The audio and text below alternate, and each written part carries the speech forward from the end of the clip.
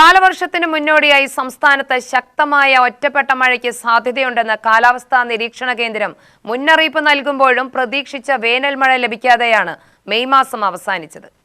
March 1 മുതൽ ഇതുവരെയുള്ള കണക്ക് പ്രകാരം വേനൽമഴയിൽ ഏറ്റവും കുറവ് രേഖപ്പെടുത്തിയത് പാലക്കാട് ജില്ലയിലാണ്.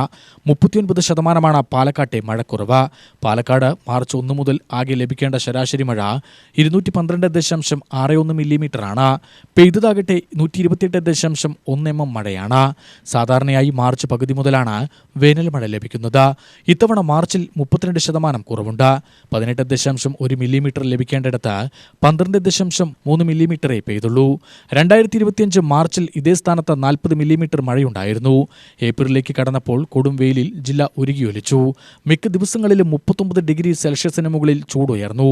വേനൽമഴ ചൂട് കുറയ്ക്കുമെന്ന് പ്രതീക്ഷിച്ചെങ്കിലും പിന്നെയും കാത്തിരിക്കേണ്ടി വന്നു. ഈ ദിവസങ്ങളിൽ ജില്ലയുടെ വിവിധ പ്രദേശങ്ങളിലെ ജലസ്രോതസ്സുകളിൽ വെള്ളം താഴ്ന്നു. ഡാമുകളിൽ അടിത്തട്ട് കണ്ടു. മെയ് മാസത്തിൽ വേനൽമഴ ലഭിച്ചു തുടങ്ങിയതോടെ ചൂട് കുറഞ്ഞെങ്കിലും ജലലഭ്യത വർദ്ധിപ്പിക്കാനായില്ല. മെയ് പകുതിയിൽ ഏറ്റവും മഴക്കുറവ് രേഖപ്പെടുത്തുന്ന ലാർജ് ഡെഫിഷ്യന്റ് വിഭാഗത്തിൽ നിന്ന് ഡെഫിഷ്യന്റ് വിഭാഗത്തിലെത്തി. ഈ സമയം 42% കുറവ് മഴയാണ് രേഖപ്പെടുത്തിയത്. പിന്നീട് മറ്റു ജില്ലകളിൽ ആവശ്യാനുസരണം മഴ ലഭിച്ചപ്പോഴും പാലക്കാട് കാര്യമായ അനക്കമുണ്ടായില്ല. UTV news, Palakkad.